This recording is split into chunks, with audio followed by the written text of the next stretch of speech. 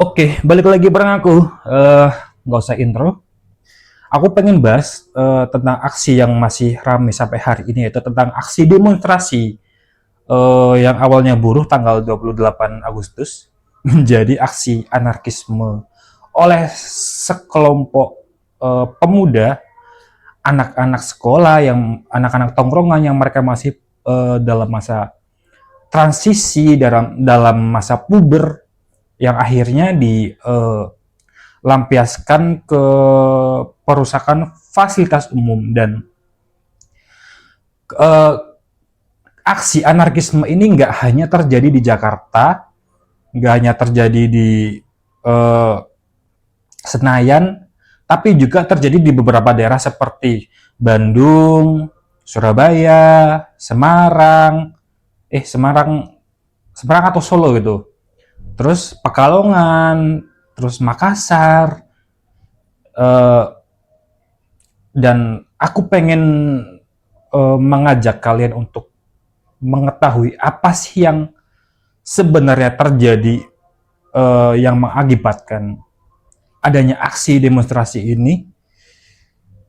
Ya, seperti yang aku bilang di beberapa postingan aku, jadi aksi ini, kemarahan dari masyarakat sipil ini itu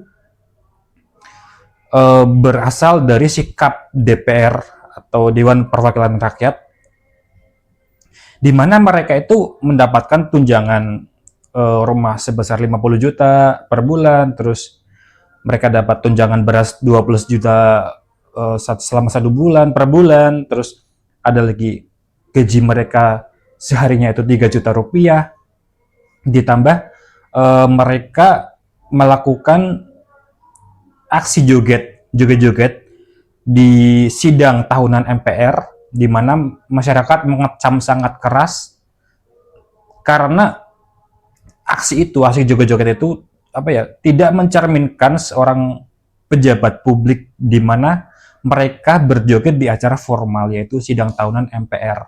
Nah, apa sih penyebab dari semua kericuhan ini itu? Yaitu DPR. DPR mereka memperkaya diri sendiri. Ketika mereka mendapatkan kritikan dari masyarakat, mereka malah menyindir, meledek, menghina, seolah-olah mereka itu nggak tersentuh oleh hukum. Dan ditambah kayak adanya eh, kenaikan pajak bumi dan bangunan di Pati, di beberapa daerah, yang akhirnya menimbulkan aksi demonstrasi di Pati waktu itu, terus disusul oleh aksi tanggal 25 Agustus yang menutup pembubaran DPR, dan akhirnya ada aksi buruh tanggal 28 Agustus yang tuntutannya itu beberapanya itu tentang penghapusan outsourcing atau kerja kontrak, terus penghentian PHK, revisi PHK, terus revisi perbajakan perburuhan, terus mengesahkan undang-undang perampasan aset dan lain sebagainya. Nah, aksi massa itu kan eh, tujuannya itu kan ke DPR kan. Ketika DPR mengetahui bahwa tanggal 28 Agustus akan ada aksi besar-besaran dari kaum buruh, itu mereka melarikan diri dengan melakukan WFH atau work from home, yang akhirnya membuat aksi massa atau peserta demo itu nggak bisa menemui perwakilan mereka di DPR, dan diperparah dengan adanya kematian seorang pengemudi ojek online, namanya Mas Afan kalau nggak salah, di mana beliau itu terlindas oleh rantis atau kendaraan taktis Brimob, dan akhirnya menyulut emosi solidaritas ojek online, terus ditambah dengan masyarakat sipil yang juga kesal sama polisi, kesal sama pemerintah, ditambah adanya korban jiwa yang jelas-jelas terekam kamera itu terlindas kendaraan rantis. Ya, akhirnya terjadi kerusuhan di beberapa daerah. Saya sendiri sempat berkeliling itu di daerah uh, Ben Hill, terus Selipi, terus di Polda Metro Jaya, terus di gedung di gerbang Pancasila DPR, dan saya juga terkena gas air mata waktu keliling untuk mengecek kondisi kawan-kawan di sana, apakah mungkin adanya provokator sehingga aku bisa mencegah, atau mungkin memerlukan bantuan. Dan juga untuk keperluan dokumentasi aku, yang aku simpulkan bahwa aksi pengerusakan itu dilakukan oleh anak-anak muda, anak sekolah, anak tongkrongan, anak yang masih dalam transisi usia dia puber, di mana mereka melampiaskan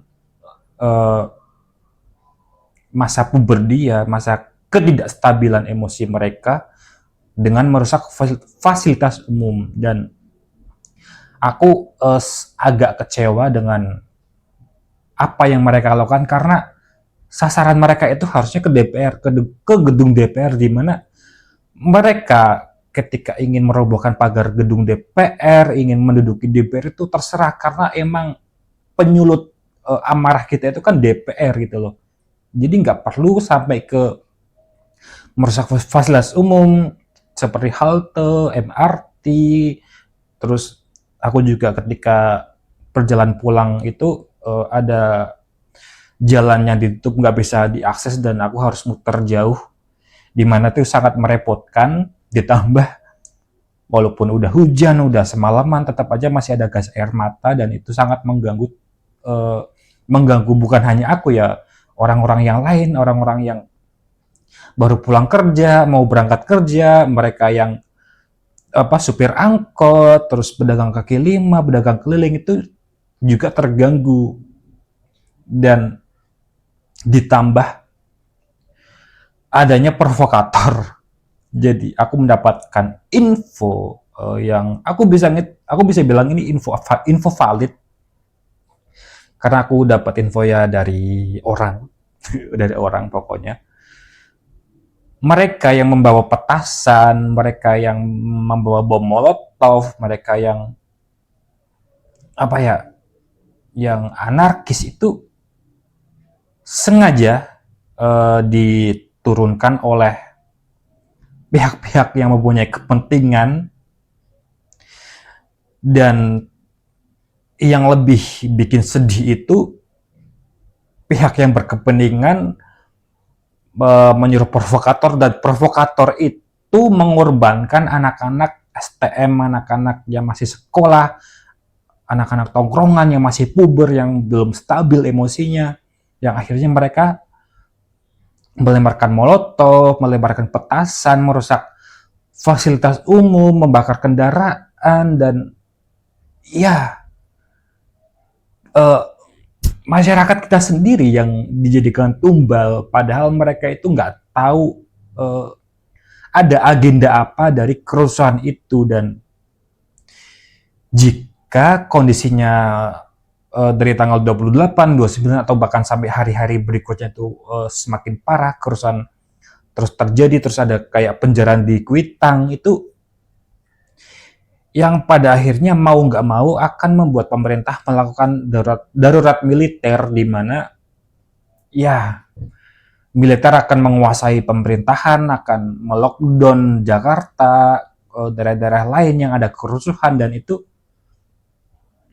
yang akhirnya akan membuat tragedi reformasi 98 itu akan terulang lagi. Walaupun aku ngelihat urgensinya, terus tuntutannya itu sepele, dalam artian bukan sepele banget ya, maksudnya di bawah aksi 98. Dan ini sesuatu yang sangat membahayakan bagi stabilitas negara, ekonomi, terus yang lain-lain. Dan info selanjutnya yang aku dapat itu ada ya ada negara tetangga sebelah sana yang ikut bermain, terus ada yang sana juga ikut bermain. Jadi ada banyak pihak yang memanfaatkan eh, kemarahan rakyat terhadap DPR.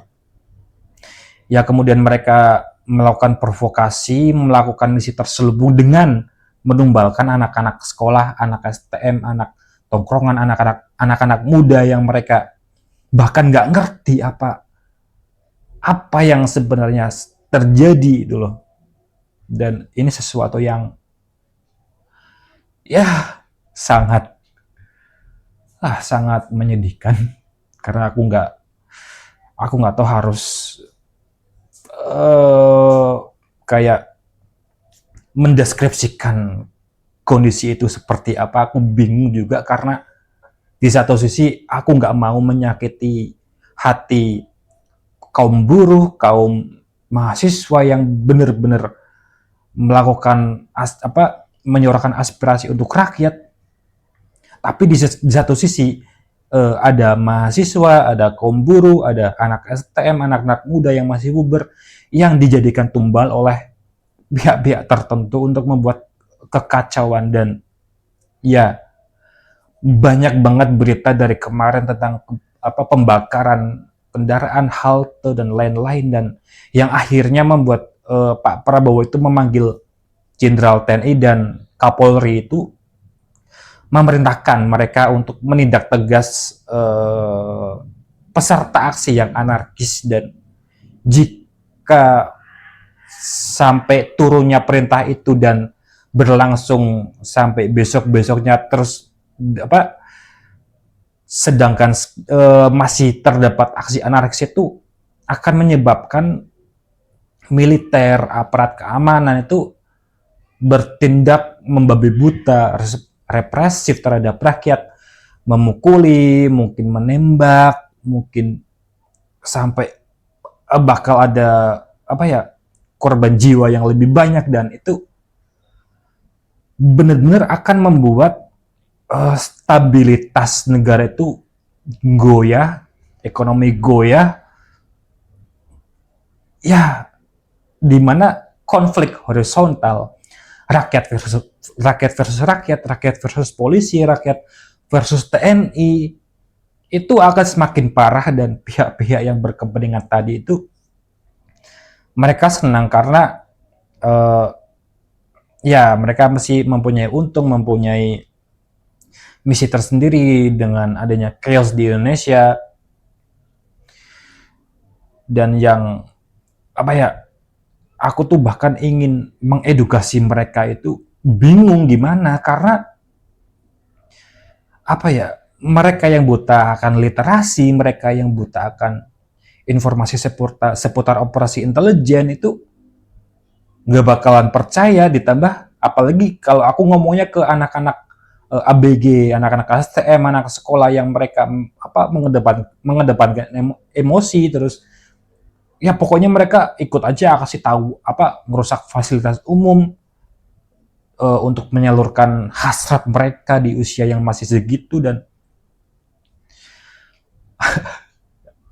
paling mungkin kalian lupa atau mungkin kalian nggak memperhatikan ada pihak dari istana sendiri yang sejak kejadian demo rusuh terus hingga menyebabkan korban jiwa dan berlangsung hingga hari itu, mereka tiba-tiba menghilang. Yaitu siapa lagi kalau bukan wapres tercinta kita itu Mas Gibran Raka Buming Raka, di mana dia nggak nongol, nggak ngasih statement. Terus jika kita mengacu pada teori atau operasi intelijen itu, justru dengan adanya chaos ini, dengan adanya darurat militer, terus mungkin pemakzulan atau lengsernya Prabowo itu yang diunungkan ya Gibran ini gitu loh. Ya walaupun ini kan sebatas teori sebatas yang kita tahu lewat film, tapi kan kita nggak tahu apa yang sebenarnya terjadi. Jadi kemana wapres kita gitu loh. Biasanya kan dia kalau ada apa-apa pasti muncul bagi-bagi susu, bagi-bagi ya tahu sendiri lah ya. Oke, balik lagi ke pembahasan tadi. Jadi ya aku itu kalau bisa ngomong dan didengar seluruh Indonesia itu aku pengen bilang stop merusak fasilitas umum, eh, stop apa kayak jangan mau dibunturkan rakyat dan aparat.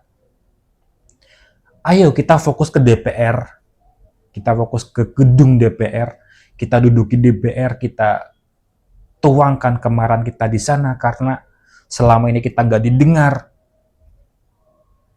karena apa penyelut emosi kita itu ya DPR ini gitu loh. Ayo kita fokuskan ke sana gitu loh.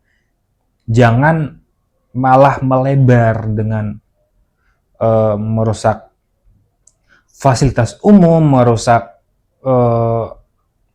memblokir jalan yang akhirnya membuat masyarakat yang lain itu terganggu, merasa kerepotan, dan yang paling penting waspadai ada pihak yang memang menginginkan Indonesia itu untuk chaos, untuk rusuh, dan kalian demo itu silakan geruduk DPR silakan gitu.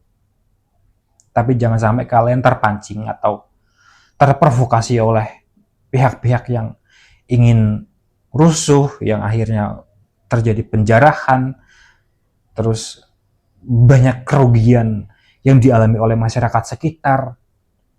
Jangan sampai kalian terpancing untuk melakukan semua itu karena kasihan masyarakat yang lain, mereka yang nggak tahu apa-apa, mereka yang bisanya cuman kerja nyari uang buat beli beras, buat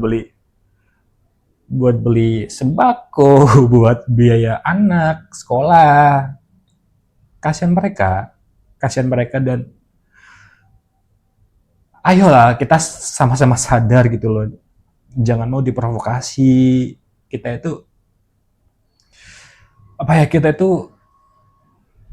masih tertinggal dalam banyak hal dan jangan jadikan ketertinggalan itu sebagai bahan provokasi pihak yang berkepentingan untuk semakin menghancurkan kita, karena ya lagi-lagi ketika chaos, darurat sipil, darurat militer, kita juga rugi gitu loh. Kita masyarakat kecil itu juga ikutan rugi, ikut menanggung kerugian, dan mereka yang kita tuntut itu masih tetap masih punya banyak uang, masih bisa hidup enak, masih bisa makan enak, masih bisa jalan-jalan ke luar negeri, mereka masih mempunyai banyak sekali uang.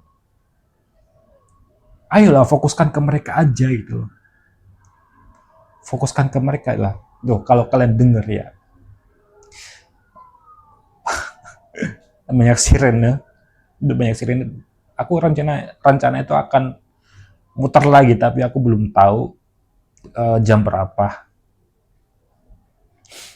Ya gitulah. Jadi ayolah teman-teman, kita fokuskan emosi kita, amarah kita, tenaga kita itu ke DPR, ke gedung DPR. Ayo kita sama-sama menuntut mereka untuk taubat ayolah. Kita harus memaksa mereka untuk stop memperkaya diri mereka sendiri, stop kerja asal-asalan, kerja rapat sambil tidur. Ya, aku bener-bener aku nggak bisa ngebayangin apa yang akan terjadi. Mungkin nanti malam, mungkin besok pagi, besoknya lagi.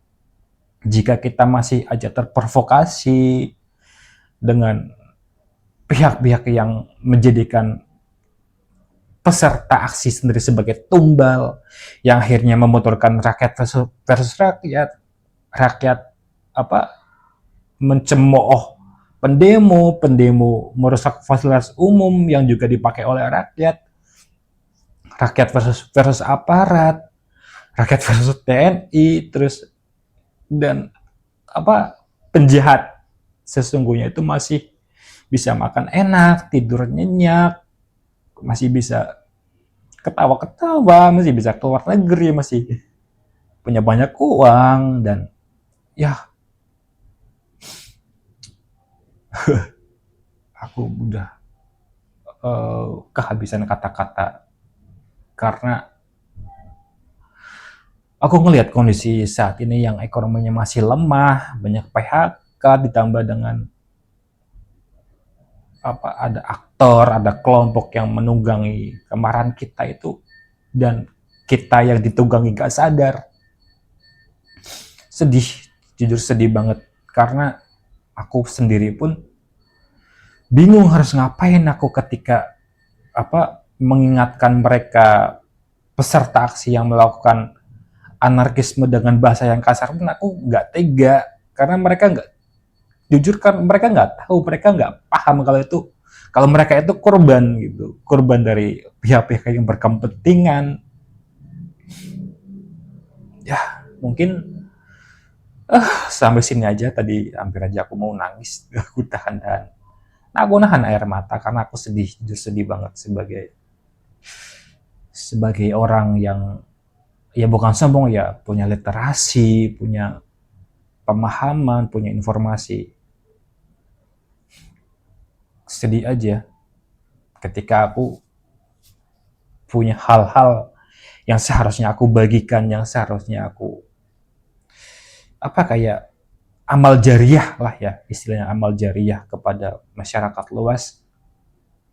Ketika aku diem itu aku malah sedih, dan ketika aku mengingatkan dengan alter ego aku yang frontal, yang bahasa kasar, diksi kasar, takutnya menyakiti mereka, padahal apa konteks atau niat aku itu untuk menyadarkan mereka bahwa ada pihak-pihak yang ingin membuat kita itu chaos, kita itu perang sipil, konflik horizontal, sehingga ya oke. Sampai sini aja. Moga diberi kesempatan untuk bahas hal-hal yang lain. Thank you.